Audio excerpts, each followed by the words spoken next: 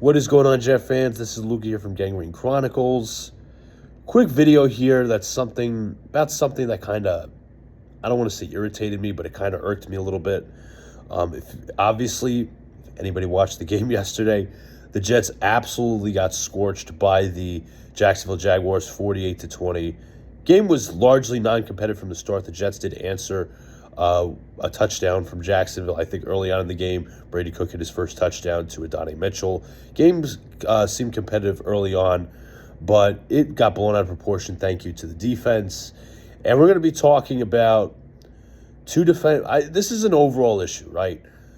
I think it was Will McDonald yesterday after the game, Jermaine Johnson and Quincy Williams. They did not speak to the media. Not one of them. And this is the problem I have with the culture that is being said. Yes, I get it. People criticize the New York market, the New York media, all these other things, clickbait, stupid questions. But when you're a player in the NFL, in a big market, like New York, Boston, Philadelphia, whatever, you are supposed to answer for when the team is doing good and when the team is doing bad. Aaron Glenn has put up a culture of us versus the media, not us versus the world.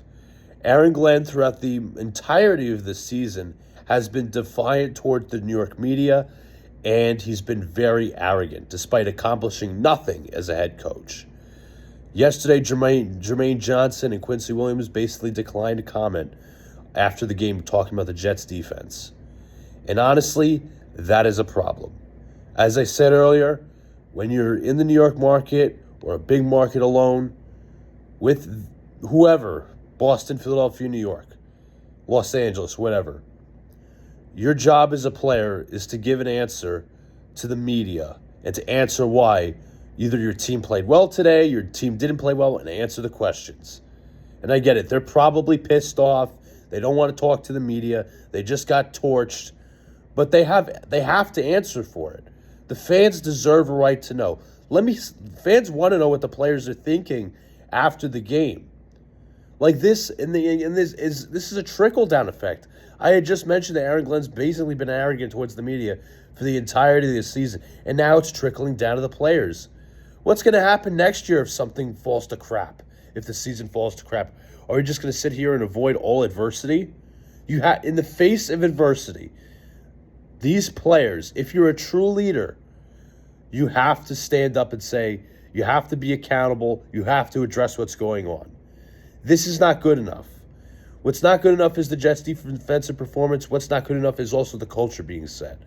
I mentioned in my last video that nobody notable on either side of the ball is getting better.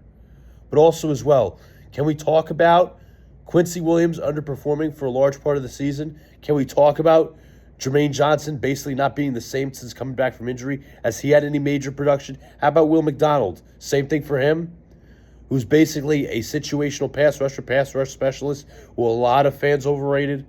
Like, I just don't get it. I don't get it. I don't get what the culture is. I don't think there's a winning culture being established.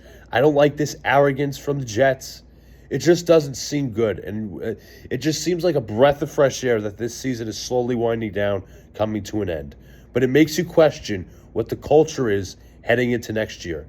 You answer for everything that goes out on the field, or everything that goes on in the field, whether it's good, whether it's bad. You're a player.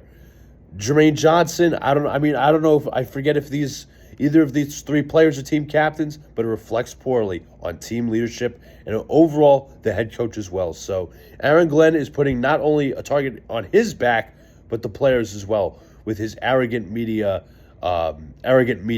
speak, should I call it. I'm not saying that you have to completely be submissive to the media or they get to control you. I'm not saying you can't be yourself. But right now, as of this very moment, you've accomplished nothing. Stop acting like you've accomplished anything and stop dodging the media and answer the hard questions. That's the New York market, and if you don't like it, get out. That I could say for Glenn, that I could say for the rest of the players. But not a fan of what this culture is becoming. Especially that Aaron Glenn said yesterday, it wasn't about the X's and O's. Okay, if it's not about the X's and O's, it's clearly defensive effort, and it's clearly on you and on the players. If players are giving up at this point in the season and they have nothing to play for, which is clearly obvious because it's the end of the season, the team's so far out of the playoffs, it's not even funny. They're already eliminated. 15 years, whatever. But if you can't motivate them, that's on you. So, not a fan of this culture. I remain skeptical, but regardless, I've ranted just for a little about 5 minutes.